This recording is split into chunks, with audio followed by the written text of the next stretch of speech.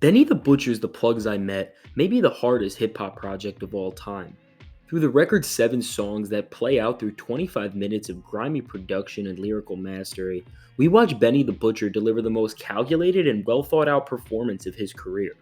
We see a master at work on this record. We're watching one of the sharpest wordsmiths of our time spit some of his best material ever. There's a level of tenacity on this project that pushes all the boundaries for Benny, the Griselda movement, and gangsta and coke rap as a whole.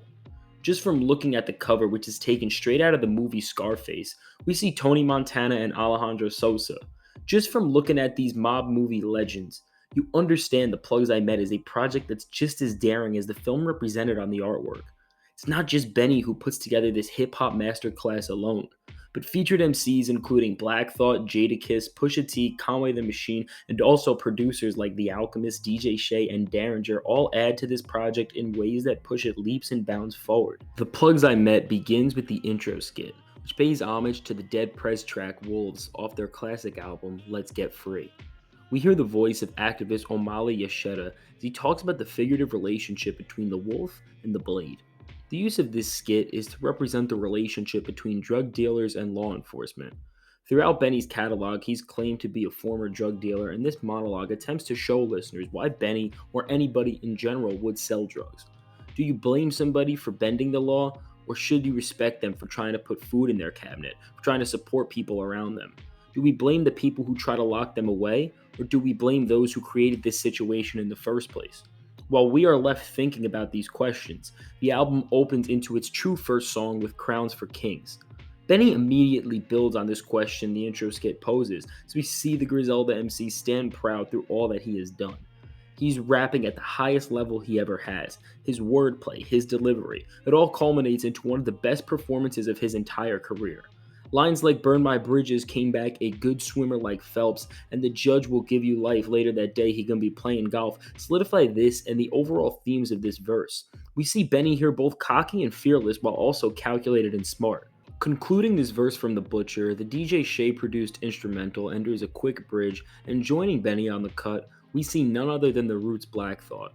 Every single theme Benny lays out, the legendary Roots frontman runs with as he spits one of the best verses of the entire 2010s. His metaphors, his punchlines, they're all top notch, and his rhymes flow so seamlessly as they sink into listeners' hearts. Tariq Trotter talks about the risks he had to take growing up, and he goes on to explain that enduring all that he has, he's established the average to bat 1,000.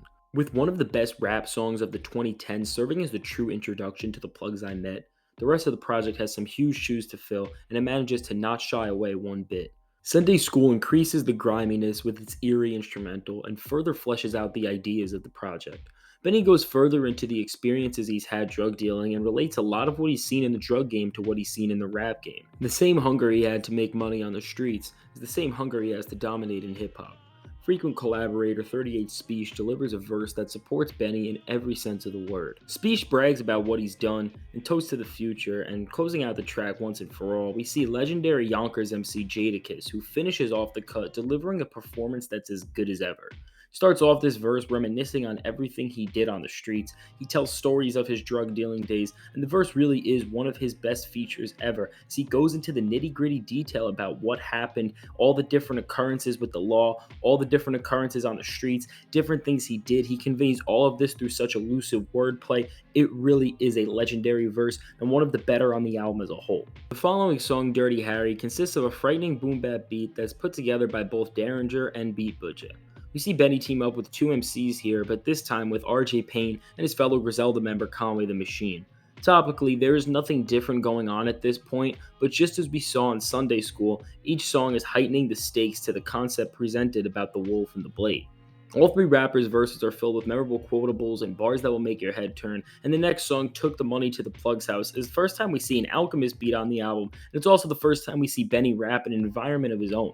From Benny's delivery to the instrumental, this song is much more dramatic in tone, and this is reflected in Benny's verse. He's brutally honest about everything he's saying here, which changes up the dynamic from some of the earlier tracks. His past memories are not being coded by his ego. Benny is rapping about the brutal, honest truth of his life. The rawness is not meant to change our perception of Benny, but it's meant to strengthen it. Despite him being off the streets at this point, Benny will never forget what happened there, and he will always have this cold-hearted mind state towards everything he does. This song does a masterful job at enhancing the Plugs I Met's core ideas, as we understand just as cocky as Benny can be, he can also be just as cold. Gearing up for the grand finale, 18 Wheeler teams up Benny the Butcher with the only rapper we can definitely say was a better drug dealer than him, Pusha T. Benny even dabbles with the idea that if him and Push sold drugs together, they'd be netting more money than they already did. Benny continues to rap within the same element we have seen on most of the album, and Pusha T comes in delivering one of the best verses on the entire project. Just like Black Thought, Jadakiss, and the rest of the featured guests, Push builds up the credibility of this project, adding to it experiences of his own.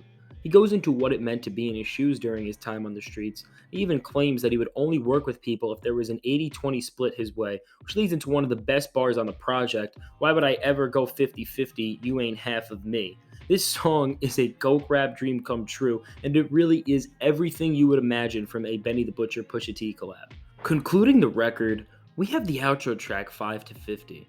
For the first time on this project, we see Benny the Butcher craft together a song that doesn't have one, doesn't have two, but it has three whole verses. Over another Alchemist instrumental, which I'll add in, is one of his best produced tracks to this date. Benny creates his hardest song ever, hands down. On the first verse of the song, he flexes all he was able to do in his days dealing on the streets. In the second, he goes into detail about all the trouble these skills caused him. From being kicked out of his mom's house to losing friends to the law, Benny lost a lot due to the life that he lived. Wrapping everything together, the third verse of the track shows Benny taking one long look back at his past. He acknowledges he is one of the best dealers ever and talks about how no matter how far he moves on in life, his reputation on the streets will never leave him. Through these verses, we see vocal clips from featured guest India. She commentates her past being alongside Benny and talking about how they went from living within fear and trouble in the law to now living a life that is good, a life that is comfortable, a life that they could say is safe. Walking away from the Plugs I Met, we understand Benny the Butcher is in a place where he wants to move up the ladder as a musician and move away from any troubles that life on the streets caused him in the past. Despite this, no matter how far Benny goes, he makes it clear to show that he will never forget about his past, nor that his past will forget about him. All of the featured guests are not just on the same level of lyrical skill as Benny, but they can also relate to his experiences both past and present. They further solidify all of the claims he makes, show that no matter how far you make it in the rap game, no matter how far you make it in stardom, you will never forget the plugs you met. To sum up what we listened to, I'll be ranking the track list starting with the intro skit at number 7. At number 6, we have Dirty Harry. At 5, we have Sunday School. At 4, we got Took the Money to the Plug's House. At 3, we got 18 Wheeler. At 2, we got Crowns for Kings. And at 1, we got 5 to 50. All in all, between the Plugs I Met's message, masterclass on lyricism, and great sounding beats, I'm going to be giving this project an 8.3 out of 10. For a project that is 7 songs, tackles all of this in such a short time, it is literally perfect for what it is. Thank you for watching this video, and be sure to let me know your thoughts on the Plugs I Met in the comments below. Be sure to leave a like and subscribe, it helps out the channel a ton. Thank you guys so much for watching. Mr. Fantastic, Fantastic Hip Hop, signing out. Have a great day.